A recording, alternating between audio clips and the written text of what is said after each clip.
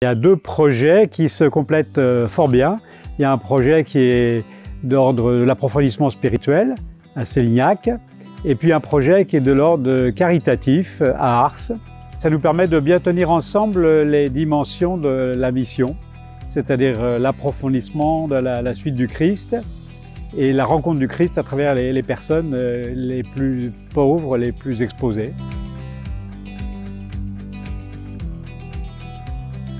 Dans cette année qui démarre, j'invite chacun, à travers l'écoute des Écritures, d'entendre l'actualité de la parole et de voir comment le Seigneur nous invite aujourd'hui à rejoindre dans la société telle qu'elle est, non pas telle qu'on l'imagine, les personnes qui sont en situation de fragilité, les personnes aussi qui attendent une aide spirituelle. J'invite chacun à renouveler l'élan missionnaire, c'est-à-dire à ne pas se tourner vers soi, mais se tourner vers l'extérieur et de regarder quels sont les appels du Seigneur. Voilà. Souvent, nous partons de nos projets à nous et j'invite à un renouvellement, un ressourcement dans la parole de Dieu pour que cette parole nous fasse bouger. À Célignac, nous avons un projet pour les personnes qui ont envie d'un approfondissement spirituel, qui ont envie d'apprendre à prier, d'apprendre à entrer dans une relation personnelle, en cœur à cœur avec le Seigneur.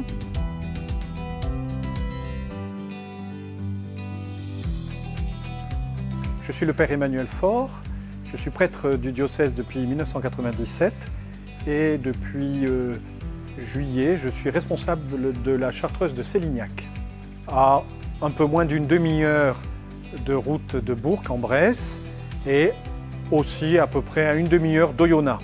Cette chartreuse a été fondée au XIIIe siècle et il y a eu des chartreux ici, malgré les vicissitudes de l'histoire, jusqu'en 2001. Et depuis 2001, les chartreux ont laissé la place à des laïcs pour faire un accueil de retraite.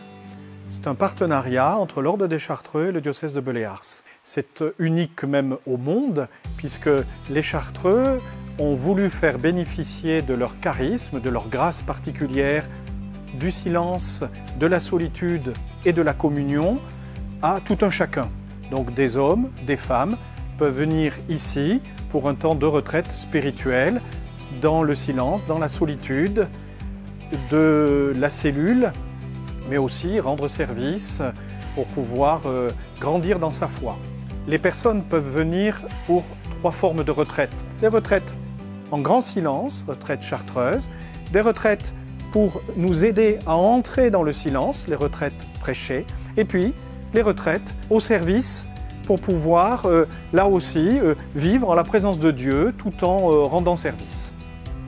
La première forme, c'est ce que j'appelle la retraite chartreuse, c'est-à-dire que les personnes peuvent vivre dans une cellule, c'est-à-dire un ermitage, comme les chartreux, qui est une petite maisonnette avec un petit jardin. La deuxième forme de retraite, c'est la retraite prêchée. On peut habiter dans une chambre, soit être dans une des cellules des pères chartreux. Et il y a tous les jours 2 conférences pour aider les personnes à entrer dans le silence, à nourrir leur foi, à approfondir leur foi. Après, il y a une troisième sorte de retraite, j'ai appelé ça retraite frères, sœurs chartreux. Toute communauté des chartreux est bâtie sur le principe des pères ou des sœurs qui vivent dans les petites maisons, qui eux ne sortent guère des petites maisons, et les frères ou les sœurs qui sont au service de toute la maison pour les repas, etc. Alors là, cette forme de retraite, service, c'est pas pour faire les repas, mais des personnes peuvent dire « mais moi j'aimerais bien faire une retraite spirituelle dans ce cadre de silence, de solitude, mais rester toute la journée dans la maison, c'est un peu difficile pour moi.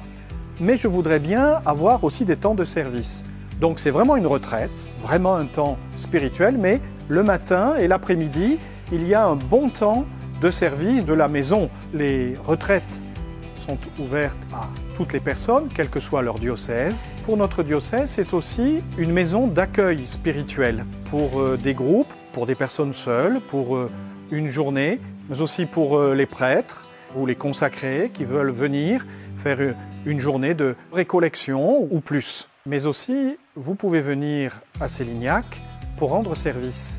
Vous envoyez un mail ou vous téléphonez à la maison pour dire ben voilà, j'ai une après-midi, j'ai une matinée de libre et je voudrais bien venir pour faire un peu de ménage, pour peut-être ramasser des feuilles ou tailler des haies ou que sais-je, selon les besoins. Vous êtes les bienvenus. C'est aussi une manière de participer à la vie de la maison, de participer aussi à cette grâce de la spiritualité des Chartreux. Alors si vous êtes intéressé par l'ensemble de ces propositions, je vous invite à aller voir le site internet. Alors nous ne donnerons pas de petites fioles de chartreuse.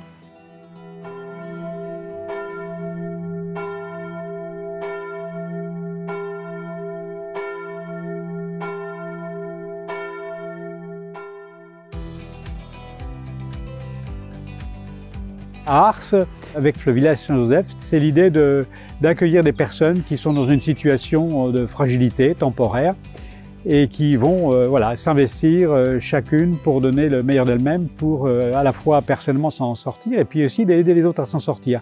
Parce que dans la vie, nous sommes tous des êtres fragiles et dépendants les uns des autres. Et donc, il s'agit que chacun apporte sa richesse pour aider autrui.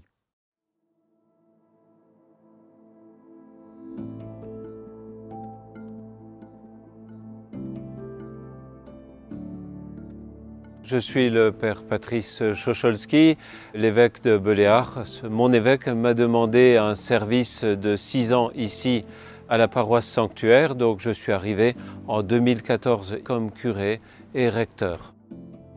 Nous sommes devant la maison Saint-Jean, donc c'est une maison qui a été fondée du temps du curé d'Ars et qui a été desservie par les frères de la Sainte Famille qui accueillaient ici des orphelins, des garçons à la vie difficile.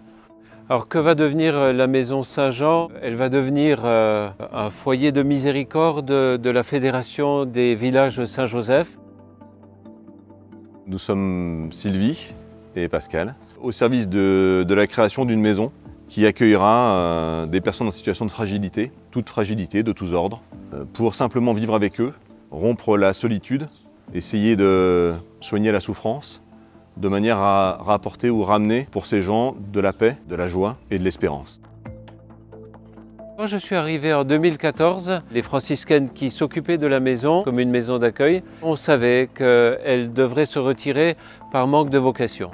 Et l'évêque m'avait demandé, dès le début, de mettre sur pied un petit comité de réflexion avec les sœurs de l'avenir de cette maison. On avait pensé à des projets très différents et on les a évalués ensemble. Et il y a eu la première journée mondiale des pauvres, l'année de la miséricorde, et l'idée du pape François que les paroisses aient un comité de préparation de la journée mondiale des pauvres. Un des paroissiens a dit « Ah ben il faudrait qu'on applique des gens là, vous savez, qui vont avec le cardinal Barbara et avec Fratello à Rome pour voir le pape. Certains l'ont déjà vu, le pape leur a demandé de le bénir lui, ils ont été très touchés. Bon, je lui dis bah, si vous connaissez des gens comme ça, des associations, venez. » Ce paroissien disait mais on devrait inviter aussi le village Saint-Joseph un jour parce que en plus eux, ils parlent du curé d'Ars, ils aiment bien le curé d'Ars, je ne me rappelle plus pourquoi, ils sont en Bretagne, mais bon, je lui dis bah oui, s'ils ne peuvent pas venir là maintenant, on les invitera pendant l'été. Et c'est ce qui s'est passé, ils sont venus une soirée de juillet, et après cette rencontre, une tisane a été offerte dans une maison de paroissiens, et Pascal et Sylvie y ont participé, et là, vous m'avez dit, depuis 20 ans, on accueille dans la maison les personnes en difficulté pour leur remettre le pied à l'étrier, mais c'est assez familial. Et là, au village Saint-Joseph, ils ont toute une expérience institutionnelle. Ils ont mis sur pied ce village. Mais on se disait, le Seigneur veut sans doute des choses semblables à Ars, en voyant tout le bien que le curé d'Ars a fait pour les plus défavorisés, les plus pauvres. Et un jour, on s'est dit, pourquoi ça ne pourrait pas naître à Saint-Jean? On a été envoyé par l'évêque pour nous rendre compte sur place du fonctionnement et on a posé toutes les questions difficiles. Hein, et on a eu de bonnes réponses. Notre évêque aussi a posé la question à l'évêque de Saint-Brieuc et on a eu la plus belle réponse. Le petit groupe a fait un compte-rendu détaillé à l'évêque. L'évêque s'est montré très favorable, mais on voulait quand même vérifier avec toute la communauté paroissiale d'Ars, Savigneux-Villeneuve. On a eu un conseil paroissial extraordinaire pour nous poser cette question-là. Et les paroissiens, à l'unanimité, nous ont dit bah oui, ce serait une belle réalisation. On souhaitait vraiment être en lien le plus étroit possible avec l'œuvre de miséricorde du Saint-Curé d'Ars et recevoir ce bâtiment qui était l'ancien orphelinat créé par le Saint-Curé et d'être situé entre la basilique et la chapelle du cœur du Saint-Curé. Quelle grâce que demander de plus, on n'aurait jamais pu l'imaginer.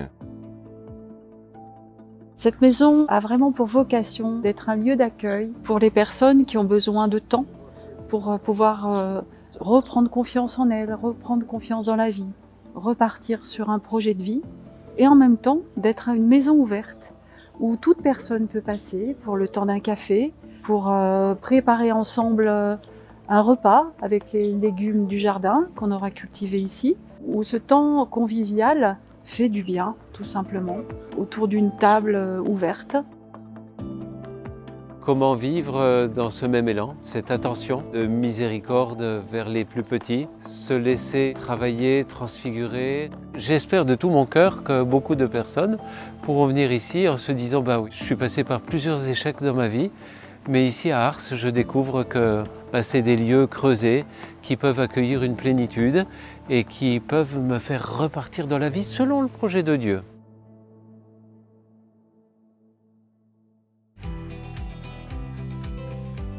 Je souhaite que ces deux projets soient des projets emblématiques pour qu'ailleurs dans le diocèse, on développe des initiatives, d'une part pour approfondir la suite du Christ, l'intériorité, et puis que d'autre part, voilà, on ait le souci toujours des personnes les plus fragiles. Une société, elle est dans la santé si elle a justement l'attention aux personnes qui sont en situation de fragilité.